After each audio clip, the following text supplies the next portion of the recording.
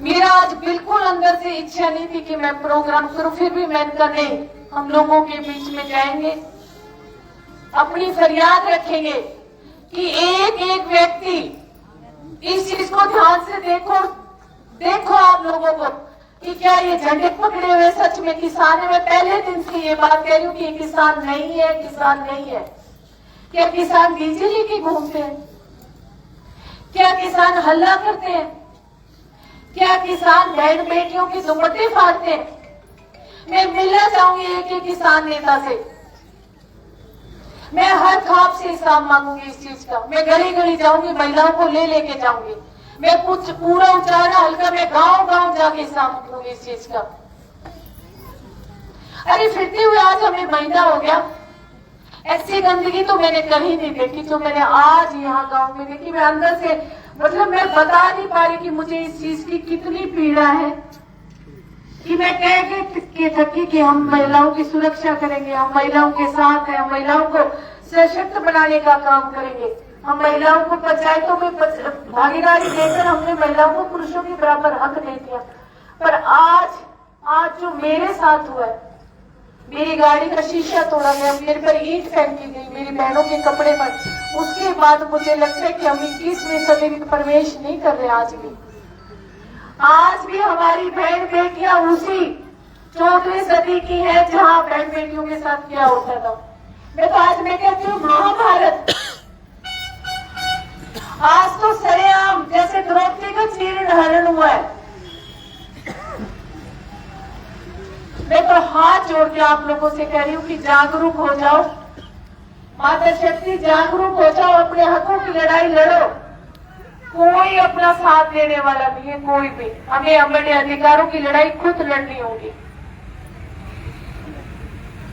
क्या मैं इतने पुरुष यहाँ खड़े, मैं आपसे एक बात पूछ सकती हूँ?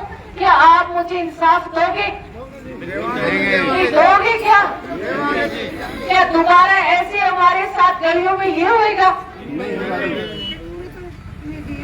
वोट दो ना दो, देखो वोट हर गांव में जाते हैं, चौपाल के अंदर वोट मांगने के लिए जाते हैं। आप वोट ना दो, ये आपका मौलिक अधिकार है किसी को, पर बेआबरू करना ये आपका अधिकार नहीं है कहीं भी। बहन जी, ये किसान का डंडा का नीचे कांग्रेस के वारा तत्व थे, जो भी है डंडा का उस पर जो भी है, मैं कहती हूँ इस चीज को हमें बहुत सख्ताई से लेना पड़ेगा। क्या इलेक्शन में घूमने वाला आदमी घूमेगा नहीं? वोट देना आपका काम है। जिन गांव में हम गए वहां हमारे वोटर्स भी हैं, और मैं सुबह से इस चीज को टालती आ रही थी। वो गैंग 15 जने लड़कों का, शराब पी हुई, डीजे लिया हुआ, काले झंडे, किसानों के झंडे, कहते हैं हम किसानों ने हमें बेचे, हमारे नेताओं ने। फिर भी मैं बार बार कहता नहीं, इनको भी अधिकार है, ये लोकतंत्र है, ये भी अपनी फरियाद लगा सकते हैं, इनको नारे लगाने तो इनका अधिकार है। हमें अपना प्रोग्राम करो, हमें अधिकार है। पर आप दरवाजे तोड़ तोड़ के जहां प्रोग्राम करने वाले महिलाओं को ये तो बिल्कुल बर्दाश्त नहीं होगा, बिल्कुल भी। मैं तो आप लोगों से एक आग्रह करूंगी कि हमें इस चीज को थोड़ा ध्यान देना होगा। जितने भी मेरे भाई हैं, नौजवान बच्चे हैं, आप ऐसे सामाजिक तत्व वाले लोगों को पहचानो, आप उनको गांव के सामने पेश करो और गांव से इंसाफ मांगो कि ये जो गांव में घट रहा है क्या ये सही है? ये पंचायतों का काम होता है, ये खापों का काम होता है। और मैं हर खाप के नेता से हिसाब मांगूंगी, मैं उनके पास जाऊंगी, मैं उनसे बात करूंगी। क्या आज महिलाओं को हम सुरक्षित समझे या नहीं समझे? पर ये जो आज हुआ है ये बहुत गलत हुआ है। मैं तो अंत में इतना ही कहूंगी मेरे भाइयों से कि मेरे भाइयों, सबके घरों में बहनें हैं, बेटियां हैं, जो ये 20 महिलाएं मेरे साथ घूम रही हैं, तो फिर ये तो सुरक्षित है नहीं। ये भी तो सुबह 9 बजे घर छोड़ छोड़ के मेरे लिए आई है। आज इतनी महिलाएं यहाँ आप लोग खड़ी हो, आप भी तो घरों से बाहर आई हो। अगर ऐसे करें आप, गलियों में महिलाओं के दुपट्टे खींचे जाएंगे, उनके कमीज फाड़े जाएंगे, उनके हाथ तोड़े जाएंगे। एक बहन का पैर तोड़ दिया, मुकेश का हाथ तोड़ रखे। निर्मल का दुपट्टा गले से खींच के झटका मारा है उसको। एक लड़के ने एक लड़की के बाजू पे इतना तेज काटा है उसने, उसके हाथ पर।